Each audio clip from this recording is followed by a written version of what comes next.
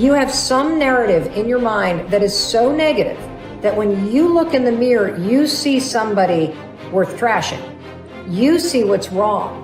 You pick apart your appearance. And I want to reverse that, because here's the deal about self-confidence. Self-confidence begins with you. You realize the word self is in there, right? I can't give you confidence. I can give you a little boost. I can give you tools. I can encourage you. But confidence is forged in fire.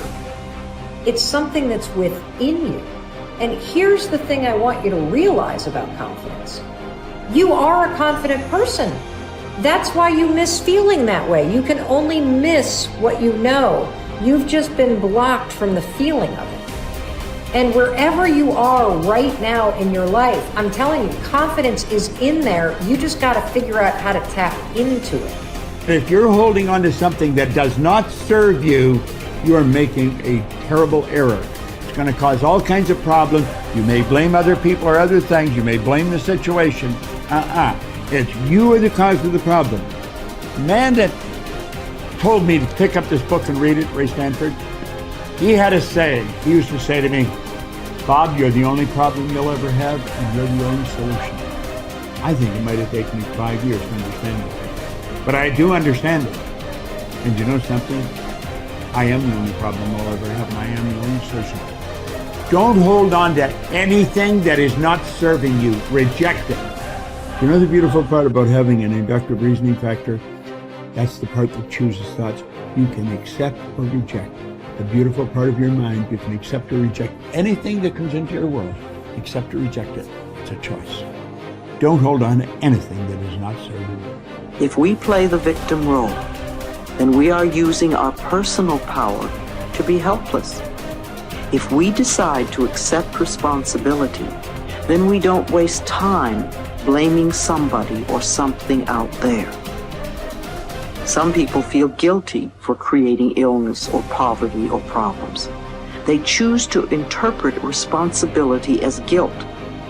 And some members of the media like to refer to it as New Age guilt. These people often feel guilty because they believe that they have failed in some way. However, they usually accept everything as a guilt trip in one way or another, because it's another way to make themselves wrong. And that is not what I'm talking about. If we can use our problems and illnesses as opportunities to think about how we can change our lives, we have power. Here's something I want you to keep in mind. Life is a fight for territory. And once you stop fighting for what you want, what you don't want will automatically take over. In the past, if you look at it, people have perceived themselves as victims of everything around them, victims of circumstances. And then we go, I'm sorry, life did not give me those wonderful things that other people have. And the simple reality is, no, if you have an issue, it's not the outside. This is what we've always, universe, give me something. We now know that our issues are internal. It's our own subconscious beliefs that we've been programmed with of disempowerment. Like when a child is growing up and getting its programs, so think of what things parents say. Oh, you don't deserve this. Who do you think you are? I mean, the parents didn't mean that for your whole life. They were trying to, goad you, needle you to make a change. So they would say these things. 95% of our life comes from those programs. So if you have disempowering beliefs about who you think you are, because you got them from other people, that's how you know who you are. These disempowering beliefs play 95% of the day in an average person's life. So I say, my wishes and desires, I want success, I want great relationships, I want all these wonderful things, I want health. I go, that's conscious mind, because conscious mind's creative. But as science reveals, only 5% of the day are we operating from our own personal wishes and desires. 95% of the day we operate from the programs that we got in the first 7 years. And if those programs, which psychologists have told us 70% are negative and disempowering and self-sabotaging, I say, good, apply these 95% of the day in your life. And you realize why your life is a struggle. It's not a struggle because the universe is not providing. It's a struggle because your own consciousness is not accepting. And this is where we have to change. And so getting control of your mind, taking charge of your consciousness is a way of overcoming those limitations. There are many different ways to take this control back in your life. And one of them is the ability to, like in yoga, for example, to be the master of your mind and not let it run the monkey mind. Let it run. No, I want this. Don't let this other one go. And so overcoming the old self allows us to become somebody else. And there is that period of transition. I call it the void, where there's just not a lot happening. And you just got to be able to keep going and continuously get to the end of your belief, where most people stop. I just had a fabulous conversation with someone this weekend. Broke through to the other side, and now there's so much magic happening around this person, but she's worthy now to receive it. And that is the key, because the universe only gives us what we think we're worthy of receiving. So we got to become initiated into this and understand it. Thousands of years of programming that says that we have to change things matter to matter, in three-dimensional reality, and it will take time. But to begin to connect to that resource called the quantum field and create from the field instead of from matter, there's a lot of unlearning that has to go on. You have to really begin to mentally rehearse. Like, so you ask yourself at the end of your day, I do this every day. How'd I do? How'd I do today, bro? How'd you do? Did you do good? Where'd you fall from grace? What was it that caused you to go unconscious for the rest of the day? Like, what was that moment? Now, if you're a student of life, you'll begin to contemplate, well, it was that person that said that thing, then I reacted, or I got this email, or things didn't go my way, and I started feeling angry or frustrated or fearful.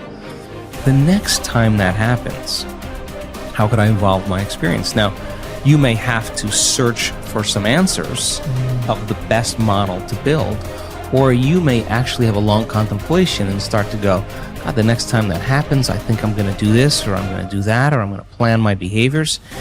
And the act of closing your eyes and rehearsing what you're going to do begins to install the neurological hardware in your brain to look like you already did it. Now the brain is no longer a record of the past.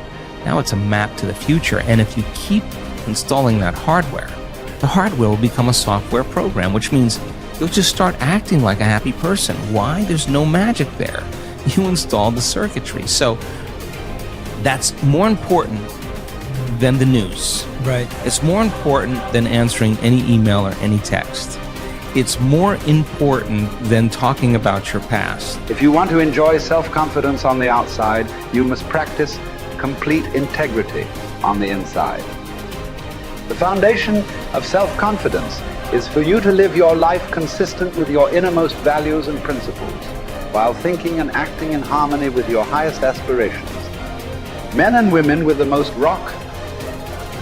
solid self-confidence are those who are absolutely clear about what it is they believe to be right and good and worthwhile, and who live their lives consistent with these values. Everything they do or say is an expression of their innermost convictions.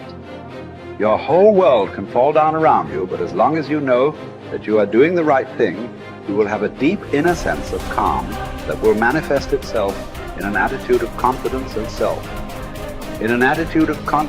self-assurance in any situation. You will have many ups and downs in life.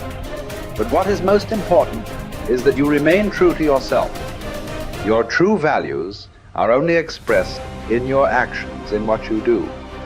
You can tell what you truly believe by observing what you do in any situation in which you have to make a choice, especially when you are under stress and pulled in two directions at once, with opposing demands or responsibilities. This is when your true values are revealed. The action that you take in any given situation will tell you which of your values is uppermost or whether you have any values at all. It is not what you say, hope, wish, or intend, but only what you do that counts. Your choices of the actions you take tell you unerringly who you really are. You can develop within yourself a superb set of values by acting as though you already had those values. You can develop integrity and courage and compassion and confidence by behaving as though you already had these qualities. The more you act the part, especially when you demonstrate these qualities under stress or when you feel like doing or saying something else, the more rapidly these qualities become a permanent part of your mental makeup. The more you practice good values, the more rapidly you become a truly superior person. The keys to developing the unshakable self-confidence that will make everything else possible for you are self-control, self-mastery, and self-discipline. Self-confidence can come directly by behaving in a self-confident manner, but more often it comes indirectly by doing and saying the things and practicing the behaviors that lead to self-confidence. The most important self-development behavior is living consistently with your highest values at every opportunity